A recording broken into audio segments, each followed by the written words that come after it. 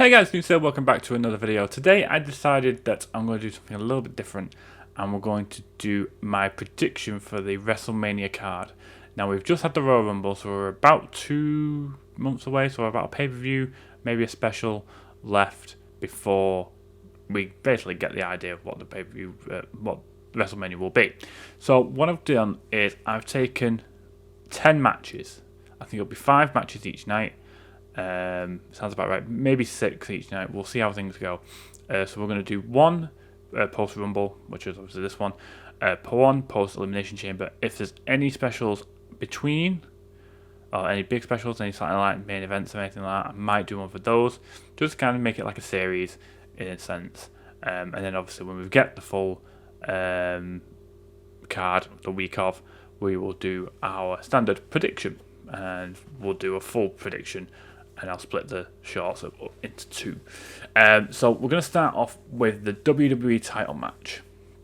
Now I think it will be a triple threat match because I do think John Cena will get his title match. I think it will be against Cody Rhodes, but I think there will be an additional third man, that being CM Punk. Now I don't know how this works, whether it will be like a double pin in the chamber or whatever, but I think they're hyping the fact that Punk's never having a WrestleMania main event too much.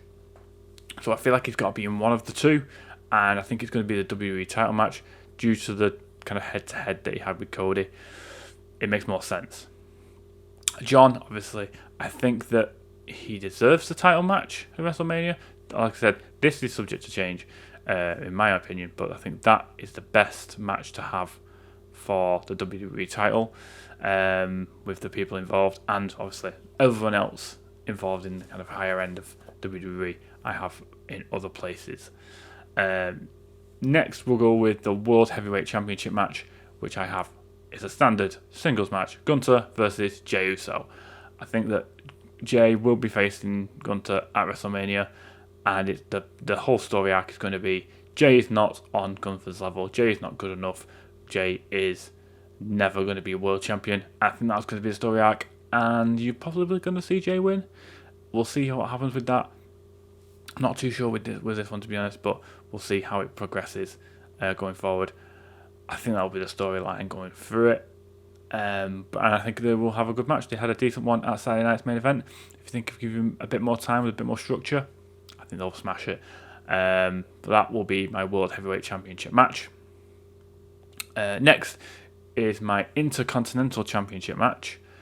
And I think it will be Bron Breakker versus Sheamus. Now I know we just had this at Saturday night's main event, but I think we'll have it one more time, possibly with a stipulation that Sheamus can never challenge for it again or something like that.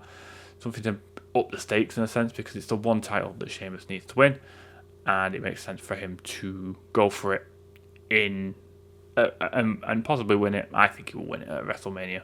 I think it makes sense to do so. This, again, all of this is just changed, like I keep saying. So, but at the moment, that would be the match I would have for the Intercontinental Championship.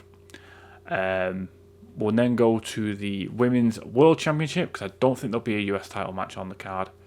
I'm going with Rhea Ripley versus Io Sky. The foundation has been set for this, with Rhea accidentally costing Io Sky her spot in the Elimination Chamber. I think it makes more sense for her to have the title match later on. But now I'm saying that, we're obviously going to have the winner of the chamber match, whether she gets a last chance kind of thing, and Io Sky wins it and gets in and wins the match and everything like that. I just feel like there's something there, and it makes sense. And it's the only person I can think of that doesn't have a title match. Well, that would make a good title match for Rhea Ripley. The reason for that is because I believe the WWE Women's title match will be Tiffany Stratton versus Charlotte Flair. It makes sense. Tiffany Stratton is like the next one up for the quintessential.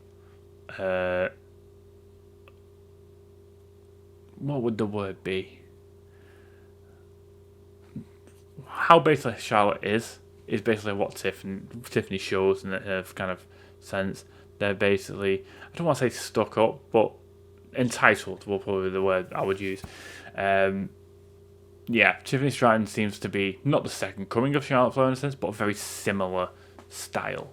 And I think that they would have a really good match together. I think they would put on a great show. Tiffany for me would be the face in this, just about. With Charlotte being the heel. She's already getting boos day one for Raw, so yeah, that'll be interesting to see how that progresses. But I think that will be the WWE Women's Title match. Next, the Women's United States Championship match. I don't think there'll be a Women's Intercontinental Championship match. I think Chelsea has the more of the edge over Lyra in terms of who champion going into the Mania and who they most likely will face. At the moment, I've got it as Zelina Vega. I think her going over to SmackDown, and she is kind of like the opposite of Chelsea in that sense, in terms of like she embraces her Latino heritage, but she is also proud American in that state. Whereas Chelsea is basically, in a sense, mocking the US by being their champion and having a secret service with Piper Niven. I think it makes the most sense, possibly. And she's the only one I can think of in the SmackDown side of things that would have a match. That obviously is subject to change as well. I'm going with 8 championship matches and 2 non-title matches. I'll probably take one of these out later on, but we'll see how it goes. Next, we've got the 2 tag title matches. So the World Tag Team Championships. I've got the War Raiders versus the New Day. New Day have a new edge to them, new theme, new attitude. It's all good. I love it. War Raiders are the champions. It makes sense. They are. I think it's going to be a bit of a slow burner in terms of the story, but they will collide, I think, for the first time. I think this will be the first time they faced each other. I'll have to look back at that. But, yeah, I think that will be the World Tag Team Championship match at WrestleMania. I think they will smash it as well. The WWE Tag Team Championship match, I think, will be more hectic, a lot more hectic. And I think all of these have a case to be challengers against DIY, who I think will be the champions. I've got it as a fatal 4-way. DIY, Motor City Machine Guns, Pretty Deadly, and the Street Profits. Now, obviously, Motor City Machine Guns were, in a sense, screwed out of their title shot by the Street Profits, who want the gold off DIY. And Pretty Deadly keep asking for a title match, and they keep getting used, in a sense, by DIY. So they're all in the mix. So I think it makes more sense for it to be a fatal 4-way between the 4. I don't know who you have come out of that as champions. Maybe Street Profits. Maybe Pretty Deadly. I don't think Pretty Deadly have been tag champions. They were in NXT and NXT UK, but I don't think they have been in WWE as of yet. So that would maybe be a nice feel-good moment for them. Maybe have it as a ladder match. We'll see. But that would be the match I would have. And now my 2 non-title matches. I have Seth Rollins versus Roman Reigns. Now, there is a rumour that this might be a triple threat match with Punk. But that, for me, there needs to be something for it. Maybe a number 1 contenders match or something like that. But for me, Seth versus Roman is set up very nicely. Off the back of the Rumble, and obviously Seth giving it more in the promo on Raw, I think it makes more sense that it be Seth and Roman 1-on-1. Roman doesn't really need the title at this moment in time. He's big enough star as it is without it, so it makes sense for him to have just a big match, a big name. I think it will be Seth Rollins against him. And finally, my last match I'm going to predict, and it near enough solidified itself on Raw this week. Kevin Owens versus Sami Zayn. 1-on-1. Street fight, no holds barred, however you want to do it. I think this needs to be a match on the card.